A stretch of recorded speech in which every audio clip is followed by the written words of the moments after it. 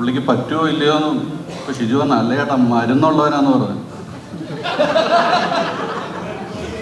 ഞാൻ പറഞ്ഞു മരുന്നുള്ളവനാണെങ്കിൽ നമ്മളെ പിടിച്ചോണ്ട് പോകും.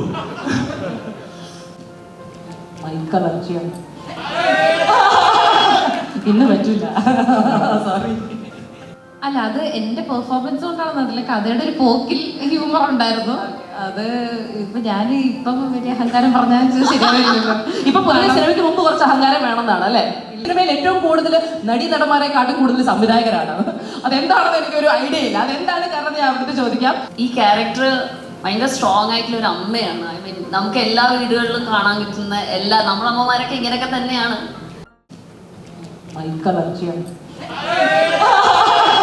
ഇന്ന് പറ്റില്ല, സോറി. ഇല്ല, എനിക്ക് ആയിട്ടുള്ളൊരു സഞ്ജുവേട്ടന് കാശ് തിരിച്ചിടണം. പിന്നെ അടുത്ത പടം ചെയ്യാൻ പറ്റണം, അത്രേ ഉള്ളൂ. പിന്നെ അനാർക്കലിനെ ഞാൻ ഹ്യൂമർ പഠിപ്പിച്ചിട്ടുണ്ട്. അങ്ങനത്തെ പടങ്ങളായിരിക്കും ചെയ്യാൻ പോവുക. പിന്നെ വേറെ അങ്ങനെയല്ല, ബാക്കി എല്ലാവരും നന്നായിട്ട് വരച്ച പടം വൃത്തിയായിട്ട് വന്നിട്ടുണ്ടല്ലോ. ഒരു സംവിധായകൻ കൂടെയാണല്ലോ അൽത്താഫ്. ബിക്കോസ് ഈ സിനിമയിൽ ഏറ്റവും കൂടുതൽ നടന്മാരെക്കാട്ടും കൂടുതൽ സംവിധായകരാണ്. അതെന്താണെന്ന് എനിക്കൊരു ഐഡിയ ഇല്ല. അതെന്താണ് കാരണം ഞാൻ അവിടുത്തെ ചോദിക്കാം. പക്ഷെ നിങ്ങളുടെ എല്ലാവരുടെയും ഒരു ഇൻപുട്ടും ഒരു സഹായവും ഇതിൽ വന്നിട്ടുണ്ടാവും എന്ന് തോന്നുന്നു. പിന്നെ ഒരു ഔട്ട് ആൻഡ് ഔട്ട് കോമഡി ചിത്രമാണ്, ഫൺ ഹ്യൂമർ ചിത്രമാണ്, അങ്ങനെ തന്നെ പറയില്ലേ അൽത്താഫ് അല്ലേ? പക്ഷെ ഇയാൾ ലൈഫ് ഇത്രയും സീരിയസ് ആണോ? എന്താ ഇതിങ്ങനെ കുറച്ചങ്ങനെ. പക്ഷെ അങ്ങനെ തന്നെ ഇരിക്കട്ടെ. ബിക്കോസ് വലിയ വലിയ മഹാനടന്മാരും നടിമാരും അങ്ങനെയാണല്ലേ ജീവിതത്തിൽ, ഇങ്ങനെ നമ്മുടെ ചെറുച്ചേട്ടനൊക്കെ അല്ലെ സ്ക്രീനിൽ വരുമ്പോൾ നമ്മളെ ചിരിപ്പിച്ച് പണ്ടാരടക്കും. Anarkali, so lovely to see you ഈ ഒരു ചിത്രത്തിൽ, ഈ ഒരു പരിവേഷത്തിൽ. എങ്ങനെയുണ്ടായിരുന്നു മന്ദാകിനി എന്ന ചിത്രത്തിന്റെ യാത്ര? And tell me what you feel about it. നല്ല സുലേഖ മനസ്സിന് ശേഷം ഞാൻ ഫുൾ ഇൻവോൾവ് ആയിട്ട് നിന്ന ഒരു സിനിമ ഇതാണ്. അത് എനിക്ക് ഇവരോടുള്ള ഒരു ബന്ധം കൊണ്ട് തന്നെ ഭയങ്കര സ്നേഹമാണ് ഇവരോടൊക്കെ. കാര്യം എന്നെ ഭയങ്കര നന്നായിട്ടാണ് ട്രീറ്റ് ചെയ്തതും കൺസിഡർ ചെയ്തതും ഒക്കെ. പിന്നെ സിനിമ പറഞ്ഞാലും ഷിജുചേട്ടൻ ആദ്യമായി കഥ ഭയങ്കര ബ്യൂട്ടിഫുൾ ആയിട്ട്, വിഷ്വലി ഭയങ്കര ബ്യൂട്ടിഫുൾ ആയിട്ട് ഷിജു കഥ പറയും. ഷിജു പറഞ്ഞു അങ്ങനെ ഏറ്റവും അവസാനം ഞാൻ ചോദിച്ചാൽ ആരാ ചെയ്യുന്നത്? ചേട്ടാ അൽത്താഫാ ചെയ്യുന്നത്.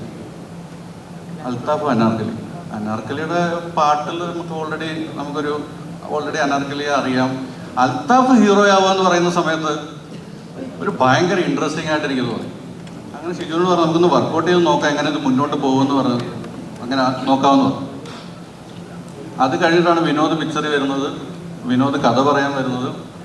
വിനോദ് കഥ പറയുന്ന സമയത്തൊക്കെ ഷിജു ആണ് അപ്പോഴും കഥ പറയുന്നത്, വിനോദൊന്നും പറയുന്നില്ല. വിനോദ് അവിടെ ഒരു സൈഡിൽ ഇരിക്കും.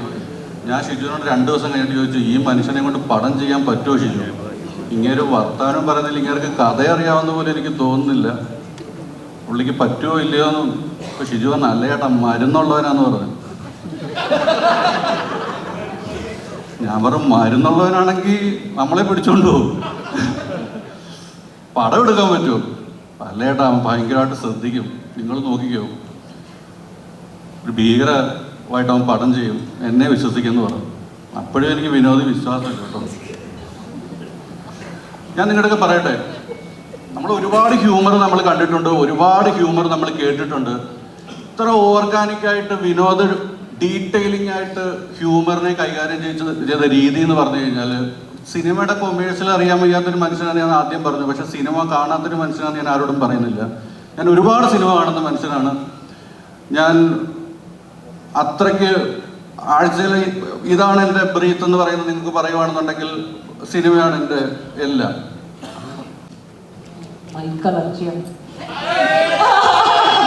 ഇന്ന് പറ്റില്ല, സോറി. ഇല്ല, എനിക്ക് ആയിട്ടുള്ളൊരു സഞ്ജുവേട്ടന് കാശ് തിരിച്ചിടണം. പിന്നെ അടുത്ത പടം ചെയ്യാൻ പറ്റണം, അത്രേ ഉള്ളൂ. പിന്നെ അനാർക്കലിനെ ഞാൻ ഹ്യൂമർ പഠിപ്പിച്ചിട്ടുണ്ട്. അങ്ങനത്തെ പടങ്ങളായിരിക്കും ചെയ്യാൻ പോവുക. പിന്നെ വേറെ അങ്ങനെയല്ല, ബാക്കി എല്ലാവരും നന്നായിട്ട് വരച്ച പടം വൃത്തിയായിട്ട് വന്നിട്ടുണ്ടല്ലോ. ഒരു സംവിധായകൻ കൂടെയാണല്ലോ അൽത്താഫ്. ബിക്കോസ് ഈ സിനിമയിൽ ഏറ്റവും കൂടുതൽ നടന്മാരെക്കാട്ടും കൂടുതൽ സംവിധായകരാണ്. അതെന്താണെന്ന് എനിക്കൊരു ഐഡിയ ഇല്ല. അതെന്താണ് കാരണം ഞാൻ അവിടുത്തെ ചോദിക്കാം. പക്ഷെ നിങ്ങളുടെ എല്ലാവരുടെയും ഒരു ഇൻപുട്ടും ഒരു സഹായവും ഇതിൽ വന്നിട്ടുണ്ടാവും എന്ന് തോന്നുന്നു. പിന്നെ ഒരു ഔട്ട് ആൻഡ് ഔട്ട് കോമഡി ചിത്രമാണ്, ഫൺ ഹ്യൂമർ ചിത്രമാണ്, അങ്ങനെ തന്നെ പറയില്ലേ അൽത്താഫ് അല്ലേ? പക്ഷെ ഇയാൾ ലൈഫ് ഇത്രയും സീരിയസ് ആണോ? എന്താ ഇതിങ്ങനെ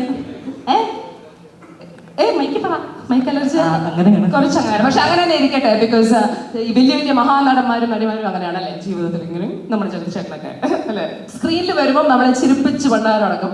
Anarkali so lovely to see you ഈ ഒരു ചിത്രത്തിൽ ഈ ഒരു പരിവേഷത്തിൽ എങ്ങനെയുണ്ടായിരുന്നു മന്ദാകിനി എന്ന ചിത്രത്തിന്റെ യാത്ര and tell me what you feel about it. നല്ല വെച്ചാൽ സുലേഖ മനസ്സിന് ശേഷം ഞാൻ ഫുൾ ഇൻവോൾവ് ആയിട്ട് നിന്ന ഒരു സിനിമ ഇതാണ്. അത് എനിക്ക് ഇവരോടുള്ള ഒരു ബന്ധം കൊണ്ട് തന്നെ എനിക്ക് ഭയങ്കര സ്നേഹമാണ് ഇവരോടൊക്കെ. കാര്യം എന്നെ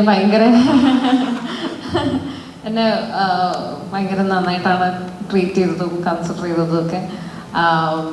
പിന്നെ സിനിമ പറഞ്ഞാലും ഷീചേട്ടൻ ആദ്യമായി കഥ പറയാൻ വരുമ്പോൾ തന്നെ എനിക്ക് ഐ വാസ് കൺവിൻസ്ഡ്.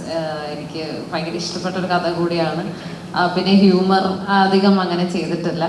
സോ ഞാൻ വിചാരിച്ചു എങ്ങനെ ഉണ്ടായിരുന്നു ഹ്യൂമർ അൽത്താഫ് പഠിപ്പിച്ച ശേഷം വർക്കൗട്ട് ചെയ്യാൻ എങ്ങനെയാണ് ഹ്യൂമർ ചിത്രം പൊതുവേ ചെയ്യാൻ അത്ര ഈസി അല്ല എന്നിങ്ങനെ പണ്ട് കുറെ കാലമായിട്ട് കേൾക്കണം. ബട്ട് എങ്ങനെ പുൾ ഓഫ് ചെയ്തു? How was it?